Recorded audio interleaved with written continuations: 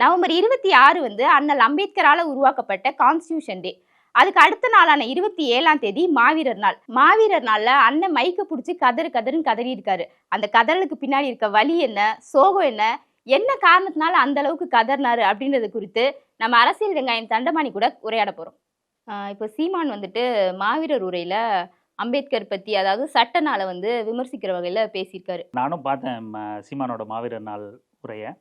அது சீமானோட உரை அப்படிங்கிறத விட காட்டு கத்தல் கத்திருக்காரு அப்படின்னு தான் நம்ம பேச முடியும். ஏன்னா அவரோட எப்போவுமே அவரோட இன்பில்டான பாடி லாங்குவேஜ் இப்படிங்கிறது இப்படிங்கிறது இப்படிங்கிறது இப்படிங்கிறது இப்படிங்கிறது இது எல்லாம் செஞ்சு தான் அவர் சொல்கிற வார்த்தைக்கு கவனம் கொடுக்கணும் அப்படின்னு நினைக்கிறத விட அங்கே இருக்கிற எதிர்த்தாப்பில் இருக்கிற ஆடியன்ஸ் அவரோட உடல் மொழியில் மயங்கிடணும் அப்படிங்கிறத அந்த ஒரு டாக்டிஸ் வச்சு தான் அவர் எப்போவுமே பேசுவார். இதில் ஏன் திடீர்னு சட்ட நாளை எடுத்து பேசியிருக்கார் அப்படின்னா அதுக்கு பின்னாடி ஆர்எஸ்எஸோட அஜெண்டா இருக்குது. எப்போவுமே இந்திய அரசியலமைப்பு சட்டத்தை ஏற்றுக்காத ஒரு இந்தியாவில் இருக்கிற ஒரு அமைப்பு ஆர்எஸ்எஸ் மட்டும்தான். தொடர்ந்து ஆர்எஸ்எஸோட குரலாக ஒலிக்கிற சீமான் அது அவங்களோட அந்த டோனையே மறுபடியும் ஒரு சாஃப்ட் டோனில் நான் ஒலிக்கணும் அப்படிங்கிற மாதிரியும் அவங்களோட கொள்கையை நான் திரும்ப தீவிரமாக பரப்பணும் அப்படிங்கிற அந்த முடிவோட சீமான் ஆர்எஸ்எஸ் கொள்கையே அவங்களோட டோன்லேயே இந்திய அரசியலமைப்பு சட்டத்தை அவமதிக்கிற விதமாக பேசியிருக்காரு. கூடுதலாக அவர் என்ன சொல்கிறார் அப்படின்னா, தமிழ் தேசிய அரசு அமையும் போது, என் தலைமையிலான தமிழ் தேசிய அரசு அமையும் போது இங்கே மேதகு பிரபாகரன் அவர்களோட பிறந்த நாளும் புலிக்கொடியும் ஏற்றப்படும், மாவீரர் நாளும் கொண்டாடப்படும் அப்படிங்கிற மாதிரி சொல்கிறாரு. அவர் தமிழ் தேசிய அரசியல் அப்படிங்கிறது அவர் முதலமைச்சர், தமிழ்நாட்டுக்கு முதலமைச்சர் ஆகிறதா அப்படின்னு அவர் நினச்சிட்டு இருக்காரா, இல்லை அப்படி சொல்லி தான் அவர் ஏமாற்றிக்கிட்டு இருக்கார், அவங்களோட தம்பிகளை ஏமாற்றிக்கிட்டு இருக்காரு. அவங்க தம்பிகள்லாம் அப்படி தான் நினச்சிக்கிட்டு இருக்காங்க. உண்மையான தமிழ் தேசிய அரசியல் அப்படிங்கிறது தமிழ்நாட்டுக்கு முதலமைச்சர் ஆகிறது கிடையாது. அது தமிழ் இனத்துக்கான அரசியல். அது தனிநாடு கோரிக்கை வரைக்கும் அது போகும். ஆனால் 15 வருஷத்துக்கு மேலே அரசியல் பேசிக்கிட்டு இருக்கிற சீமான் இது வரைக்கும் ஒரு இடத்துல கூட தனிநாடு பற்றி வாயே திறந்தது கிடையாது. அப்படி இதை நாம் இந்த அளவுக்கு உள்பொருளோடு எடுத்துக்கணும் அப்படின்னா இந்த வார்த்தைக்கே அவர் மேலே வழக்கு பதியணும். ஆனால் அவர் தொடர்ந்து ஆர்எஸ்எஸோட ஆளாக, இந்துத்துவ அமைப்புகளோட ஆளாக இருக்கிறதுனால அவர் மீது எந்த வழக்கும் பதியப்படாது. இது உதாரணத்துக்கு எடுத்துக்கிட்டிங்கன்னா கூட எல்லாருக்கும் வழக்கமான யூடியூபர்ஸ்களுக்கெல்லாம் மேதகு பிரபாகரன் அவர்கள் பேரை சொல்கிறதுக்கு அவ்வளோ நெருக்கடி இருக்குது. யூடியூப்பில் ரெஸ்ட்ரிக்ஷன் இருக்குது. புலிகள் அமைப்பு பேரை முழுமையாக சொல்கிறதுக்கு ரெஸ்ட்ரிக்ஷன் இருக்குது. ஆனால் சீமான் தரப்புக்கு அந்த மாதிரி கிடையாது. சீமான் ஆதரவாளர்கள் யார் எங்கே வேணால் எதை வேணால் பேசலாம். ஒரு மேதகு பிரபாகரன் படத்தை பயன்படுத்துறதுக்கு யூடியூப்பில் மற்ற எல்லாருக்கும் அவ்வளோ நெருக்கடி இருக்குது. அது சீமானுக்கு, நாம் தமிழர் கட்சிக்கு கிடையாது. ஏன்னா நாம் தமிழர் கட்சி மேதகு பிரபாகரனையும் புலிகள் பேரையும் பிரபாகரன் படத்தையும் பயன்படுத்துறது இந்த தமிழ் மக்கள்கிட்ட எழுச்சியை ஏற்படுத்தல, மாறா அவரோட பிம்பத்தை சிதைக்குது அப்படிங்கிறத உறுதியாக ஆர்எஸ்எஸ் நம்புது. அதுக்காக தான் சீமான களத்தில் இறக்கி விட்டுருக்கு. அதோட எந்த கொள்கைவாதிகளையும் தமிழர்கள் தலைவர்களாக கருதக்கூடாது, அவங்கள சாதியாக உடைக்கணும் அப்படிங்கிறதா சீமானோட ஆர்எஸ்எஸ் சீமானுக்கு கொடுத்த வேலை.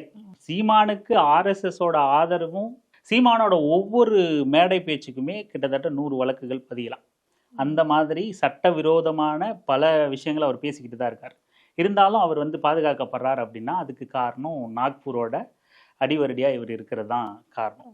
மக்கள் அம்பேத்கர் ஒரு தலைவராக பார்க்கக்கூடாது, அரசியலமைப்பு நமக்கான சட்டம் அப்படின்னு பார்க்கக்கூடாது அப்படிங்கிறதுல அவர் தெளிவாக இருக்கார். அதை தமிழ் உணர்வோடு எடுத்துகிட்டு போய் அந்த தமிழ் உணர்வை அவங்கள உச்சகட்டத்தில் கொண்டு போய் ஒரு உணர்வு மிகுதியான ஒரு உணர்வில் கொண்டு நிறுத்திட்டு அம்பேத்கர் அந்த இடத்துல எதிராக நிப்பாட்டுறார். மேதகு பிரபாகரன் பிறந்த நாளுக்கு மாற்றாதான் சட்ட நாளை கொண்டாடுறாங்க அப்படிங்கிற மாதிரியான ஒரு சூழ்ச்சி வார்த்தைகளை அவர் கையாளுறாரு. இன்னும் சொல்லப்போனால் மேதகு பிரபாகரன் பிறந்த நாள் தமிழ் இனத்துக்கான ஒரு தலைவராக பார்க்கப்படுறார், ஒட்டுமொத்த உலக தமிழர்களுக்கான தலைவராக. அதனால் தமிழ்நாட்டில் அவரோட பிறந்தநாள் கொண்டாடப்படுது. ஆனால் அரசமைப்பு சட்டம் சட்ட நாள் இந்தியாவுக்கான ஒரு சட்ட நாளாக பார்க்கப்படுது. அந்த சட்ட நாள் தான் இங்கே இந்த இந்தியாவை சட்டம் தான் மதச்சார்பற்ற ஒரு நாடாக தொடர்ந்து நிலைநிறுத்திக்கிட்டு இருக்கு. அதை கொண்டாட வேண்டியதும் நம்மளை தமிழர்கள் எல்லாம் இந்தியர்கள் அப்படிங்கிற ஒரு எண்ணத்துக்கு கொஞ்சமாவது கொண்டு செல்லும் அப்படின்னா அது அம்பேத்கரும் அந்த அரசியலமைப்பு சட்டம் தான் அதுக்கு காரணமாக இருக்குது. அதனால் தொடர்ந்து இங்கே அரசியலமைப்பு சட்ட நாள் கொண்டாடப்படுது. சட்ட நாளை கொண்டாடுறவங்க வெறும் சட்ட நாளோட மட்டுமே நிறுத்துறது இல்லை. இது சீமானோட ஆர்எஸ்எஸ் அஜெண்டா தான். அப்படி தான் நம்ம இதை பார்க்க வேண்டியதாக இருக்குது. நம்ம என்ன ஆரம்பத்துல இருந்தே வந்துட்டு அம்பேத்கர் வந்துட்டு நம்ம ஊர் ஆள் கிடையாதுன்ற அந்த அந்த தொனிலே வந்துட்டு அவரை வந்து அவாய்ட் பண்ணிட்டு சீமான்ற அந்த ஆமா. மாதிரி இருந்தாரு. இப்போ மாவீரர் நாளுக்குமே தான் மட்டும்தான் ஒரு தமிழ் தேசியம் பேசுறவங்க ஒரு ஆளு, இங்க வேற யாருமே இல்லை அப்படின்ற ஒரு கட்டமைப்பை கட்டுறதுக்காக நான் மட்டும்தான் வந்து இதை கொடி ஏத்துறேன், புலிகள் கொடி ஏத்துறேன், நான் மட்டும்தான் இந்த மாதிரியான ஒரு விஷயம் பண்றேன்னு அந்த ஸ்டேஜ்ல அத்தனை பேர் முன்னாடி போலியான ஒரு தகவலை பரப்புறாரு. ஆனா இங்க அதை தாண்டி மற்ற பல கட்சிகள் உணர்வுபூர்வமா அதை பண்ணிட்டு இருக்காங்க. அதை பத்திலாம் அவருக்கு எதுவுமே தெரியலையா? நீங்க சொன்னது உண்மைதான். நீங்க சொன்ன வார்த்தைக்கு நான் சொல்லிடுறேன். அதாவது அம்பேத்கரை தொடர்ந்து இந்த மண்ணுக்கான தலைவர் இல்லை அப்படிங்கிற மாதிரியான ஒரு அம்பேத்கரையும் பெரியாரையும் தீவிரமா வந்து எதிர்க்கிற அவரோட வேலை திட்டத்துல இந்த மண்ணுக்கானவங்க, இந்த மண்ணில் பிறக்காதவங்க, தமிழர்களா பிறக்காதவங்க தமிழர்களுக்கு தலைவர் இல்லை அப்படிங்கிற மாதிரி தான். இங்க வந்து ஒரு விடுதலை அரசியல்ல எப்பவுமே வந்து இந்த மண்ணை சார்ந்தவங்களா மண்ணை சாராதவங்களா அப்படிங்கிறதெல்லாம் முக்கியம் கிடையாது. கொள்கை தான் முக்கியம். அப்படின்னா நம்ம எங்கேயோ பிறந்த சேகுவேராவை கூட நம்ம இங்க தலைவரா ஒரு புரட்சியாளராக கொண்டாடுறோம், ஸ்டாலினை கொண்டாடுறோம். இந்த மாதிரி எத்தனையோ தலைவர்கள் இருக்காங்க, எத்தனையோ உலகளாவிய மக்களுக்காக மக்கள் பக்கம் நின்று போராடிய இதே சீமானே சேகுவேராவை உதாரணம் காட்டி பேசுறாரு, ஸ்டாலினை உதாரணம் காட்டி பேசுறாரு, எத்தனையோ பேர் உதாரணம் காட்டி பெரியாரே ஒரு பக்கம் திட்டிட்டு சந்தர்ப்பம் வந்தா பெரியாரவாதியா மாறிடுறாரு, திடீர்னு பங்காளிங்க திமுக அப்படிங்கிறாரு. இந்த மாதிரி நம்ம யாரையுமே பிறப்பின் அடிப்படையில நம்ம தலைவர்கள் இவங்க எங்களுக்கானவங்க இல்லை அப்படின்னு நம்ம வேறுபாடு படுத்தி பார்க்க முடியாது. கொள்கை தான். விடுதலைக்கான அரசியல் பேசுகிற யாருமே கொள்கையை முன்னிறுத்தி மட்டும்தான் அரசியல் பேசுவாங்க. அப்படி பார்த்தா மார்க்ஸ் தான் உலக தத்துவமாக இருக்குது இன்னைக்கு, கம்யூனிச தத்துவம். அவர் இந்தியாவை சேர்ந்தவரா? தமிழரும் கிடையாது, இந்தியரும் கிடையாது. அப்போ உலக தத்துவமாக இன்னைக்கு மார்க்சியம் இருக்குது. அப்படி நம்ம கொள்கையை அந்த கொள்கையை உருவாக்குனவங்க எந்த மண்ணில் பிறந்தாங்க அப்படின்றவும் பார்க்க முடியாது. அதே போல் மாவீரர் நாள் மேதகு பிரபாகரன் அவர்களோட பிறந்த நாளை வந்து தான் மட்டும்தான் கொண்டாடுறேன் அப்படின்னு சீமான் பேசியிருக்காரு. இது அப்பட்டமான பொய்.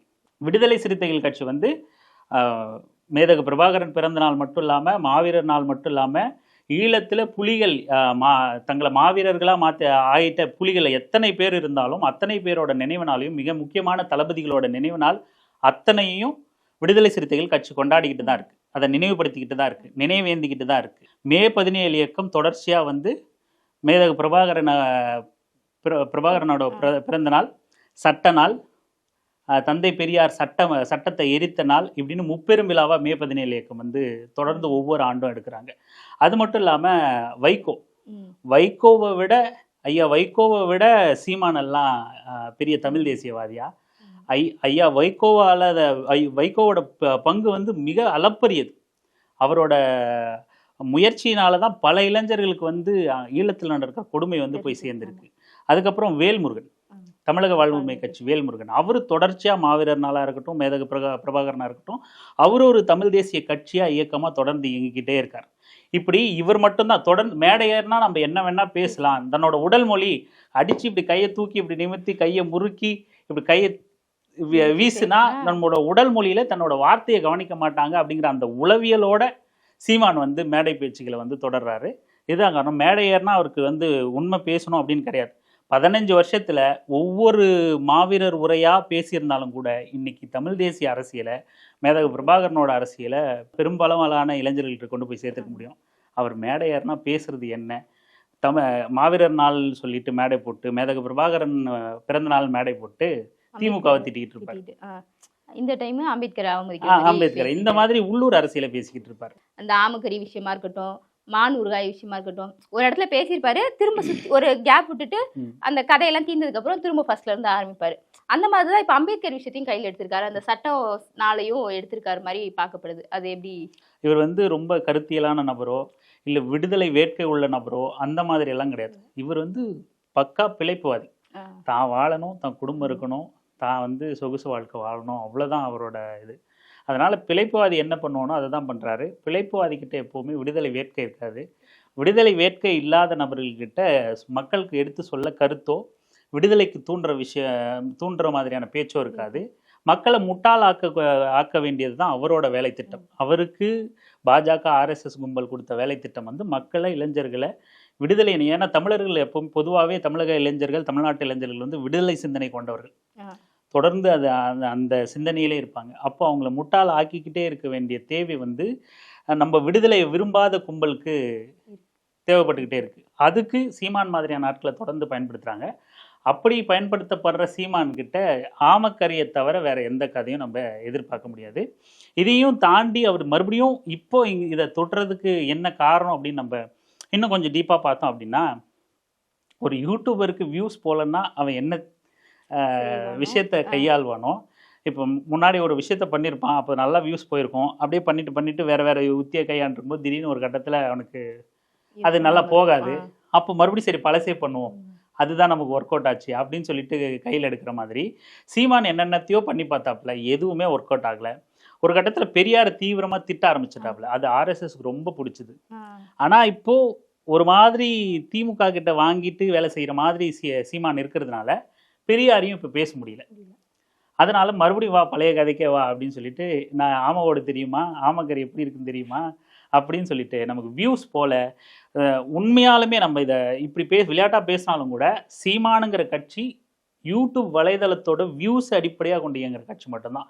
வியூஸ் அதிகமாக போகுதுன்னா இளைஞர்கள் எல்லாம் தான் பக்கம் இருக்கிற மாதிரி சொல்லித்தான் அவர் மற்ற கட்சிகள் கிட்ட, ஆர்எஸ்எஸ் கிட்ட, இன்னும் சொல்ல போனால் வெளிநாடுகள்லேருந்து இவர் ஏமாற்றி தின்னுக்கிட்டு இருக்கவங்க எல்லாருக்கிட்டையுமே வந்து வியூஸை காட்டி தான் இளைஞர்கள் ஒட்டு மொத்தமாக என் பக்கம் இருக்காங்க அப்படிங்கிறத மட்டும்தான் இவர் பிரச்சாரம் பண்ணி வாங்கி சாப்பிட்டுக்கிட்டு இருந்தார். ஆனா இப்போ அந்த வெளிநாடுகள்ல இருந்து வர்ற காசு நின்று போச்சு, அந்த வியூஸ் போயிடுச்சு. அப்படிங்கிறதுனால வேற எதையாவது பேசணும். இப்போ பெரியார நம்ம திமுக கூட சின்ன அண்டர்ஸ்டாண்டிங்ல இருக்கிறோம், அதனால பேச முடியாது.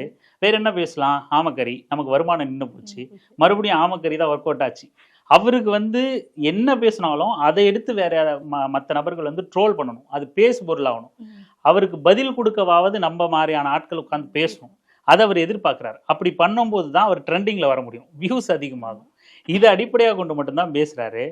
இவர் சந்தோஷ் வந்து முன்ன இந்த ஃபோட்டோ பிரச்சனை வரும்போது மேதகா அவர்கள் கூட ஃபோட்டோ பிடிச்சது ஃபேக் அப்படிங்கிற பேசு பொருள் ஆகும்போது சந்தோஷ் வந்து அம்பலப்படுத்தி விட்டார். அப்போது அதிலிருந்து அவருக்கு பெரும் அளவில் வெளிநாடுகள்லேருந்து புலம்பெயர் தமிழர்கள்கிட்ட இருந்து வர வருமானம்ங்கிறது தடைப்பட்டு போச்சு. அப்போ இங்கே அதே போல் வெளிநாடுகள்லேருந்து அனுப்புகிற தமிழ்நாட்டு தமிழர்களோட வருமானமும் நின்று போச்சு. இப்போ இந்த மாதிரியான வருமானம் பெரிய அளவில் நமக்கு பாதிக்கப்படுதே, இங்கே அடிக்கடி நம்ம எல்லாருக்கிட்டையும் வாய் வைக்கிற மாதிரி இருக்கே வருமானத்துக்கு அப்படிங்கிறதுனால மறுபடியும் நம்ம பழைய கதையை ஆரம்பித்து பழைய மாதிரி வருமானத்தை ஈட்டலாம் அப்படிங்கிற ஒரு திட்டத்திலையும் வியூஸ் அதிகப்படுத்தி மறுபடியும் வேற அரசியலை அதிகப்படுத்துவோம் அப்படிங்கிறது தான். இன்னும் சொல்ல போனால் சீமானுக்கு வந்து விஜய் வந்தது வந்து மிகப்பெரிய நேரடி தாக்குதலாக அமைஞ்சிச்சு. இதே வியூஸ் கான்செப்டை விஜய் எடுத்துட்டாப்ல.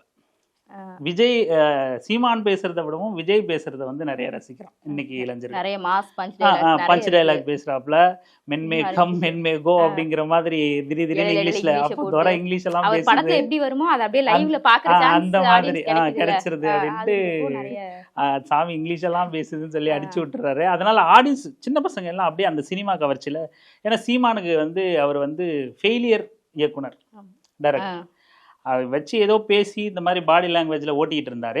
இவரை காட்டிலும் நல்ல நடிகர் நமக்கு கிடச்சிட்டார். நல்ல நடிகர்ன்றதை விட புகழ் வெளிச்சம் அதிகம் உள்ள நடிகர், வருமா நிறைய பீக்கில் இருந்த நடிகர். அப்போ வியூஸ் மொத்தமும் அங்கே போயிடுச்சு.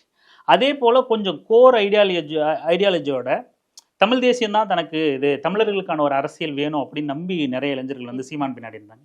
அவங்க எல்லாம் சீமான் ஒரு ஏமாத்துக்கார ஃப்ராடு பேர் வழி அப்படின்னு புரிஞ்சதுனால இதே அரசியலை வலுவா சமரசம் இல்லாம பேசிக்கிட்டு இருக்கிற வேல்முருகன் பக்கம் போயிட்டாங்க. நாம் தமிழர் கட்சியிலிருந்தே பல பேர் போயிட்டாங்க. இன்னைக்கு வர அரசியல் புரிதலோட வர இளைஞர்களும் பல பேர் வந்து வேல்முருகன் கிட்ட டிவிக்கு, அவர் ஒரு டிவிக்கு. சொல்ல போனா சீமான் வாழ்க்கையில பெரிய பாறாங்கல்லாம் போட்டது 2 டிவிக்கு. ஒன்று இது வேல்முருகனோட தமிழக வாழ்வுரிமை கட்சி, இன்னொன்று விஜயோட தமிழக வெற்றி கழகம். 2 டிவிக்கையும் வந்து சீமான் சோழியை முடிச்சு விட்டாங்க.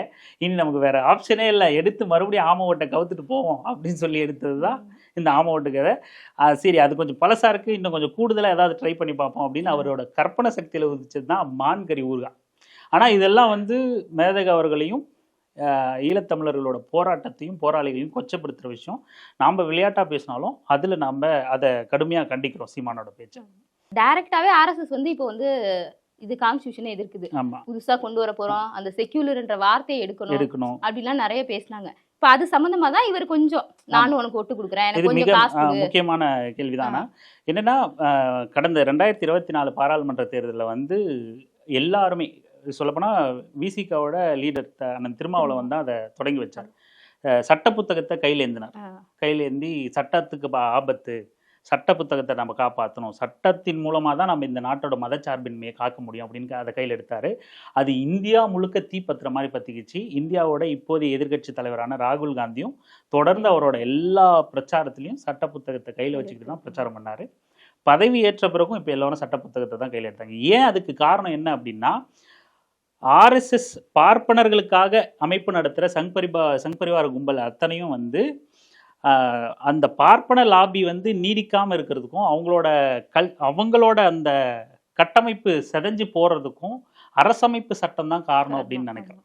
அந்த ஆண்ட அடிமை முறை இன்னைக்கும் அதுதான் நடைமுறையில் பெரும்பாலும் இருந்தாலும் கூட அதை சட்ட ரீதியிலான ஒரு பாதுகாப்பு வந்து அண்ணல் அம்பேத்கர் எதிராக இருக்கு அப்படின்னு ஏற்படுத்திட்டு போயிட்டார். அப்போ அந்த அரசமைப்பு சட்டத்தை சிதைக்கணும் அப்படிங்கிறது அவனோட செயல் திட்டமா இருக்கு.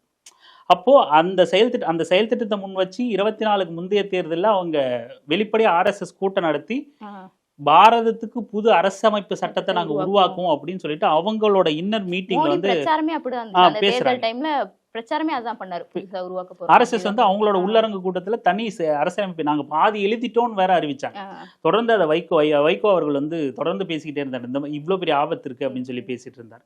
இப்படி தொடர்ந்து அவங்களுக்கு வந்து அரசமைப்பு சட்டம் வந்து பெரிய எதிரியா இருந்ததுனால அதை வீழ்த்தணும் அப்படிங்கிறது பெரிய குறியா இருந்துச்சு அவங்களுக்கு. அதுக்கு மாற்று அரசு அது பெரும்பான்மை கிடைச்சிருந்தா இன்னைக்கு அது நடந்திருக்கும் அவங்களுக்கு. அது இல்லாததுனால இன்னைக்கு இந்த மாதிரி அதுக்கான வாய்ப்பை எதிர்பார்த்துக்கிட்டே அதன் மீது உள்ள பார்வையை வந்து சீர்குலைக்கணும்னு சீமான் போன்றவர்களை வந்து RSS பயன்படுத்துது. இப்படி சீமான் போன்றவர்களை பயன்படுத்திட்டு. ஆனா தமிழ்நாட்டை பொறுத்த வரைக்கும் அவருக்கு வலுவா எதிர்க்கிற குரல் நிறைய இருக்கு. அப்படி குரல் கொடுக்குறவங்கள இந்த ஃபேக் ஐடி வச்சு மிரட்டுறது, அவங்கள பத்தி தப்பான தகவல் போடுறது, அந்த மாதிரி இப்போ விசிகால இருக்க வன்னியரசு அவர்களை வந்துட்டு அந்த மாதிரி பண்ணிட்டு இருக்காங்க. அதுக்கு பதிலடி குடிக்கிற விதமா ஒரு பெரிய நல்ல அது ஆராய்ஞ்சு இது எந்த அளவுக்கு நமக்கு முக்கியம் அப்படின்ற மாதிரிலாம் பேசிட்டு இருக்காரு. ஏன் தொடர்ச்சியா இவங்க மேல சீமான் இப்படி மறைமுகமா தாக்குதல் பண்ணணும்? விடுதலை சிறுத்தைகள் கட்சி தான், நல்ல கேள்விதான். விடுதலை சிறுத்தைகள் கட்சி தான் இந்தியா முழுமைக்கும் அளவுலேயே நம்ம பார்த்தாலுமே கூட ஒரு தலித் பின்புலத்திலிருந்து வந்து மிக வலுவா சமரசம் இல்லாம இருக்கிற ஒரு இயக்கம் அப்படின்னா விடுதலை சிறுத்தைகள் கட்சி தான். அதுவும் தமிழ்நாட்டோட அரணா சனாதனத்தை எதிர்த்து நின்று RSS-ஐ உள்ள விடாம RSS எதிர்ப்புலேயே தன்னோட அரசியலை கட்டமைச்சிருக்கிற ஒரே ஒரு கட்சி அப்படின்னு பார்த்தோம்னா அது விடுதலை சிறுத்தைகள் கட்சி தான். எனக்கு தேர்தல் கணக்கு, தேர்தல் அந்த எத்தனை சீட் வேணும், MLA வேணும், MP வேணுன்றதெல்லாம் முக்கியம் இல்லை. பாஜகவை வீழ்த்தணும், சனாதனத்தை எதிர்க்கணும், அதுக்கு என்ன திட்டமோ அதுக்கு மட்டும்தான். ஆமா, அந்த கூட்டணியே வந்து பிஜேபி எதிர்ப்புக்கானது. ஆமா, அப்படிதான். அதுக்காக தான் அவர் வந்து கட்சியே நடத்துறாரு. சனாதன எதிர்ப்பு தான். ஏன்னா அதுதான் சமூகத்துல மிகப்பெரிய பாதிப்பை ஏற்படுத்திக்கிட்டு இருக்கு அப்படின்னு ரொம்ப தெளிவா உணர்ந்தவர் அண்ணன் திருமாவளவன். ஸோ மிக வலுவான நபர்களை நம்ம அவங்களோட திட்டத்துக்கு யார் இடைஞ்சலா இருக்காங்களோ அவங்களை குறி வச்சு தாக்கணும் அப்படிங்கிறது தான் RSS-ஓட இலக்கு. அதுக்கு தான் விசிகாவை இலக்கு வச்சு தாக்குறாங்க. நேரடியாக அவங்க எப்போவுமே எந்த காலத்துலேயும் நேரடியான தாக்குதல்களில் நேரடியான எந்த ஒரு விஷயத்தையும் வந்து RSS-ஓ பார்ப்பன லாபியோ பண்ணதே கிடையாது. பார்ப்பனியம் எப்பவுமே அடியாட்களை அல்லது ஓபிசி மக்கள் அடியாட்களை தான் பயன்படுத்தும். அப்படியா தான் இந்த சீமானையும் ஒரு சாதி இந்துவா ஒரு ஓபிசிக்குள்ளேருந்து ஒரு நபரை எடுத்து சனாதனத்தை எதிர்க்கிற நபர் மீது ஏவி விட்டுருக்கு. RSS ஏவி விட்ட ஏவல் நாய் தான் சீமான். அதான் இன்னொரு பக்கம் பார்த்தா இவர் பேசுற தமிழ் தேசியத்துக்கும் இங்க உண்மையான தமிழ் தேசியம் பேசுறவங்களுக்குமே ரொம்ப பெரிய வித்தியாசம். தமிழ் தேசியத்துல சாதியை வச்சுக்கிட்டு பேசுற ஒரே ஆளு சீமான் தான். அதை இவங்க நேரடியா எதிர்க்கிறதுனாலையும் சாதி தான் இங்க பிரச்சனைன்னு சொல்லி களத்துல இருக்கவரு திரும்ப. சோ அப்படி பார்க்கும்போது அதனாலேயே இவங்களை எதிர்க்கிறதுக்கு ஒரு காரணம் இருக்கும். ஆமா, இவர் வந்து சாதியை வச்சு ஒவ்வொரு இடத்துலயும் போய் எந்த ஊருக்கு போறாரோ அந்த இடத்துல அந்த சாதி பெருமையை பேசுறது. அவருக்கு நிலையான ஒரு பார்வை அப்படிங்கிறது வந்து எந்த விஷயத்துலயுமே கிடையாது. அவர் நான் வந்து சாதி பார்த்து ஓட்டு போட்டா எனக்கு தீட்டு அப்படிம்பார். ஆனா சாதி பார்த்து தான் அவர் வேட்பாளர் நிப்பாட்டுவார். நீங்களும் சாதி பார்த்து வேட்பாளர் நிப்பாட்டுறீங்கன்னா ஆமா அப்படித்தான் நிப்பாட்டுவேன் அப்படின்னு அவர் வெளிப்படையா பேசின நபர் தான். அதே போல ரோஷினி நாடார் ஏன் ஜாதி பேரை நாடார்னு போட்டிருக்காங்க அப்படின்னு சொல்லிட்டு அதை ஒரு புலங்காகிதம் அடைந்து பேசக்கூடியவர் நபர். தொடர்ந்து அவரு அந்த நாடார் சாதி அந்த லாபியை வந்து தொடர்ந்து பயன்படுத்தக்கூடிய நபர் தான். சாதியா தான் அவர் வந்து இருக்கார். அவர் வந்து ஒரு தமிழ் தேசிய அரசியலில் நீங்க சொன்ன மாதிரி தமிழ் தேசியம் அப்படிங்கிறதே சாதி ஒழிப்பு களம் தான். தாங்க நாடு அமைச்ச பிறகு இல்லை, நாங்க அந்த நடைமுறையில் இருக்கும்போதே சாதியை ஒழிச்சு காட்டுறோம் அப்படின்னு ஒழிச்சு காட்டினவங்க தான் புலிகள் அமைப்பு. அந்த பேரை சொல்லிக்கிட்டு இங்க இல்லாத அசிங்கத்தையும் பண்ணிக்கிட்டு இருக்கிற நபர் தான் சாதிங்கிற அசிங்கத்தை தூக்கி பிடிக்கிற நபர் தான் சீமான். தமிழ் தேசிய அரசியல் சாதிக்கானது கிடையாது. தமிழ் தேசிய அரசியல் தமிழர்களுக்கான அரசியல். அதில் எந்த சாதி பூசலும் கிடையாது. சாதியை ஒழிச்ச அமைப்பு தான் புலிகள் அமைப்பு. இப்போ இந்த மேடையில் இந்த மாதிரி பேசினதா இருக்கட்டும், சட்ட நாள் குறித்து அவதூறாக பேசினதா இருக்கட்டும், அடுத்தடுத்து பொய்யான தகவல்களை மேடை ஏறி பேசுறதா இருக்கட்டும், இதெல்லாம் குறித்து டைரக்டாவே அவர் அவர் சொல்றது தப்பு பொய் அப்படின்னு சொல்லி வலுவான அவரோட கண்டனங்களை இவர் வன்னியரசு அவர்கள் பதிவு செஞ்சுட்டு இருப்பாங்க. அது பொறுக்க முடியாத சீமான் அவர் பேர்லயே வன்னியரசுன்ற பேர்லயே போலி அக்கௌண்ட்லாம் ஓப்பன் பண்ணி அவர் போடுற மாதிரி தவறான பதிவுகள் எல்லாம் போட்டுட்டு இருக்காரு. ஆனா அதுக்கெல்லாம் வலுவா எவ்வளவு ஸ்ட்ராங்கா கொள்கை ரீதியா அடிக்க முடியுமோ அந்த மாதிரி வன்னியரசு அடிச்சிட்டு இருக்காரு. இப்போ நீங்க சொல்றது உண்மைதான். இப்போ இந்த சீமானோட இந்த காட்டு கத்தலுக்கே வன்னியரசு அவர்கள் ரொம்ப அருமையா பதில் பேசியிருப்பார். இதுதான் ஒரு கொள்கைவாதிக்கும் நிஜமாவே ஒரு விடுதலை வேட்கையோட இல்லை மக்களை அரசியல்படுத்தணும், இளைஞர்களை அரசியல்படுத்தணும் அப்படின்னு நினைக்கிற ஒரு இயக்கத்துக்கும் நபருக்கும் மக்களை முட்டாளாக்கணும், இளைஞர்களை மூடர்கள் ஆக்கணும் அப்படிங்கிற ஒரு நபருக்கும் வித்தியாசம். இப்போ இந்த சீமானோட பேச்சுக்கே வன்னியரசு என்ன பதில் கொடுத்திருந்தாருன்னா, ரொம்ப அழகா அதை விளக்கியிருந்தார். சட்ட நாள் எதுக்கு கொண்டாடுறோம், முக்கியத்துவம் இந்த சமயத்துல பிஜேபி ஏன் கொண்டாடுறோம். அது மட்டும் இல்லாம இதே விடுதலை சிறுத்தைகள் கட்சி தான் சட்ட நாளையும் கொண்டாடுது, மேதகு பிரபாகரன் அவர்கள் பிறந்த நாளையும் கொண்டாடுது, மாவீரர் நாளையும் கொண்டாடுது அப்படின்னு சொல்லிட்டு. அது மட்டும் இல்லாம சட்ட நாள் இந்திய அளவுல கொண்டாடுற ஒரு விஷயம். மதச்சார்பின்மையை வலியுறுத்துற அரசியலமைப்பின் மூலமா தான் இந்த நாட்டுல நம்ம மதச்சார்பின்மையை வலியுறுத்த முடியும். அரசமைப்புல மதச்சார்பின்மை இருக்கும் போதே இங்க இந்துத்துவம் இப்படின்னு எல்லாத்தையுமே ஒற்றை சிந்தனையோட கொண்டு போற ஒரு அந்த நாளுக்கு முதல் நாள் கூட மோடி போயிட்டு ராமர் கோவில காவி கொடியேற்றினார். இந்த மாதிரி அரசமைப்பு சட்டத்தின் பால் ஒரு பதவியேற்றுக்கிட்ட ஒரு நபர் இந்த மாதிரியான செயல்கள்லாம் ஈடுபடும் போது இவ்வளவு இக்கட்டான சூழல் இருக்கு. ஸோ அப்போ சட்ட நாளுங்கிறது ஒரு மதச்சார்பின்மை நிறுவற இந்த சட்டத்தால் நமக்கு கிடைக்கப்பட்டிருக்கிற சுதந்திரத்தை அனுபவிச்சுக்கிறதுக்கு அந்த நாளை நம்ம கொண்டாடுறதுக்காக ரொம்ப அழகா சொன்னார். சட்ட நாளுங்கிறது மதச்சார்பின்மையை வலியுறுத்துறது. மேதகு பிரபாகரன் பிறந்த நாள் விடுதலைக்கான நாளா இருக்கு, எல்லாத்தையுமே நாங்கள் விடுதலை சிறுத்தைகள் கொண்டாடிட்டு இருக்கோம். அதோட மட்டும் இல்லாம அவர் அழகா சொன்னார், இந்த சட்ட நாளுங்கிறது எப்படி வந்துச்சு. இந்தியா சுதந்திரம் அடைந்த பிறகு நேரு அண்ணல் அம்பேத்கர் கிட்ட கேட்கிறார். அவர் அறிக்கையை கொடுத்துருக்காரு. அதை நான் அப்படியே சும்மா உங்களுக்கு சொல்றேன். நேரு அண்ணல் அம்பேத்கர் கிட்ட போய் சட்டம் இயற்றுறதுக்காக முதல்ல அணுகிறாரு. அப்போ நான் அந்த அறிக்கையை காமிச்சிடறேன் பாருங்க. அதுல அரசியல் நிர்ணய சபை தலைவரா அப்போ ராஜேந்திர பிரசாத் இருக்கார். சட்ட ஆலோசகரா BN ராவ் இருக்கார். இந்த இதுல அரசமைப்பை எழுத 7 பேர் கொண்ட குழு நிர்ணயிக்கப்படுது. அந்த குழுவில் யாரா இருக்காங்கன்னா, புரட்சியாளர் அம்பேத்கர், கோபால்சாமி ஐயங்கார், கிருஷ்ணசாமி ஐயர், KM முன்ஷி, சையது முகமது சதுல்லா, மாதவராவ், கிருஷ்ணமாச்சாரி 7 பேர் இடம்பெறாங்க. இந்த 7 பேர்ல பெரும்பாலும் பிராமணர்கள் அல்லது பார்ப்பனர்கள் தான் சொல்லணும். இப்போ அண்ணல் அம்பேத்கர் பார்ப்பனர்களே அதிகம் இருந்தாலும் இந்த 7 பேர் கொண்ட குழுவில் அம்பேத்கர் தான் வரைவு குழு தலைவராக நியமிக்கப்படுறாரு. அவர் வரைவு குழு தலைவராக நியமிக்கப்படுறதுனால அங்க இருந்த பார்ப்பனர்கள்ல 2 பேர் மாதவராவ், கிருஷ்ணமாச்சாரி, இவங்க 2 பேருக்கும் அதுல உடன்பாடு இல்லாததுனால அந்த குழுவில இருந்து அவங்க விலகிடுறாங்க. மீதி இருக்கிற நபர்களும் கூட அண்ணல் அம்பேத்கருக்கு பெரிய ஒத்துழைப்பெல்லாம் தரல. தன்னோட கடுமையான உழைப்பை போட்டு 2 வருஷம் 11 மாசம் 18 நாள் தன்னோட கடுமையான, அதாவது இந்த மக்களுக்காக தூங்காம கொள்ளாம இந்த சட்டத்தை எழுதி முடிச்சு நவம்பர் 26, 1949 அன்னைக்கு அரசியல் நிர்ணய சபையில ஒப்படைக்கிறார். இப்படிதான் அண்ணன் வன்னியரசு சீமானோட காட்டு கத்தலுக்கு உளறலுக்கு எவ்வளவு அழகா அதை எப்படி வந்துச்சு அப்படிங்கிறத எடுத்து பாருங்க. இதோட தான் அவர் சொல்றாரு, இப்படி இதெல்லாம் வந்திருக்கு, இது நமக்கு மதச்சார்பின்மையை வலியுறுத்துது, இதுல தான் நமக்கு சகோதரத்துவமும் அந்த செக்யூலர் எல்லாம் இருக்கு, அதனால நம்ம இதை கொண்டாடுறோம், இது இந்திய அளவுல கொண்டாடப்படுது. அப்போ சட்ட நாளுங்கிறது மதச்சார்பின்மையை வலியுறுத்துது, மேதகு பிறந்த நாளுங்கிறது விடுதலையை உணர்த்துது அப்படின்னு அவ்வளோ அழகா அறிக்கையை விட்டு சீமானுக்கு பதில் கொடுக்குறாரு. ஒரு கொள்கைவாதிக்கும் கொள்கை இல்லாத ஒரு மூடர்கூட தலைவனுக்கும் உள்ள வித்தியாசத்தை நம்ம இதன் மூலமா பார்க்கலாம். இது இப்படி கொஞ்சம் வாசிக்க ஆரம்பிச்சாலே நிதானமா உணர்ச்சி வயப்பட்டு கத்தல்ல நம்ம சீமானோட பேச்சை நீங்க சும்மா சாதாரணமா இப்படி உட்காந்து பாருங்களேன், ஏன்டா இவன் கத்துறான் அப்படின்னு தோணும். எதுக்குடா கத்துற, சொல்ல வந்தது சாதாரணமா சொல்லு, எதுக்கு இப்ப கையை நீ தூக்குற, இப்படி முறுக்குற, என்ன பிரச்சனை உனக்கு, 4 வார்த்தையை எதுக்கு இவ்வளோ கத்தி கத்தி சொல்ற, சாதாரணமா சொல்ல வந்து சொல்லு, மைக் தான் இருக்குல்ல, மைக் ஆஃப் பண்ணிட்டே நீ கத்தலாம் போலயே அப்படி நம்ம இயல்பா நம்ம பார்த்தோம்னா எதுக்குடா கத்துற அப்படின்னு தான் நமக்கு தோணும். அந்த மாதிரி ஒரு மாதிரி உணர்ச்சியின் உச்சத்துல கொண்டு போய் வச்சு மூளைச்சலவை பண்ற வேலையை ஒரு உளவியல் ரீதியான மூளைச்சலவையை தான் சீமான் பண்றாப்புல. கொள்கைவாதிகள் ஒருபோதும் மூளைச்சலவை பண்ண மாட்டாங்க. யதார்த்தத்தை, உண்மையை, அரசியல் சூழலை எடுத்துரைப்பாங்க. அதைத்தான் தோழர் வன்னியரசு பண்ணியிருக்காரு. சீமானுக்கும் வன்னியரசுக்கும் உள்ள வித்தியாசமும், ஏன் நம்ம சட்ட நாளை கொண்டாடுறோம், சீமான் மட்டும்தான் சட்ட நாளை கொண்டாடுறாரா, இப்படியான அனைத்து விஷயங்களுக்கும் நான் முடிஞ்ச அளவுக்கு நம்ம பார்வையாளர்களுக்கு பதில் தந்திருக்கோம்னு நினைக்கிறேன். அதுவுமே வந்துட்டு சும்மா சீமான் மாதிரி எடுத்தோம் கவுத்தோம்லாம் சொல்லாம முறையான தரவுகளோட ஆதாரத்தோட பேசியிருக்கோம். சீமான் மாதிரி பேசுறதுக்கு தரவுகள் தேவையில்லை, மைக் இருந்து கத்துனா போதும். நம்ம அதுக்கு மாற்றா ஒரு விஷயத்த சொல்லும்போது தரவுகளோட தான் பேசி ஆகணும்.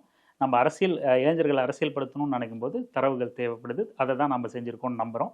சீமானோட ஒரு மேடை பேச்சிலேயே வந்துட்டு இவ்வளோ போலித்தனங்கள் இருந்துச்சுன்னு தரவுகளோட வெளியே சொன்னோம். இதே மாதிரி தொடர்ந்து அடுத்தடுத்து எத்தனை பேர் இதே மாதிரியான போலி தகவல்களோட வந்தாலும் உரிய ஆதாரங்களோட சொல்லுவோம்.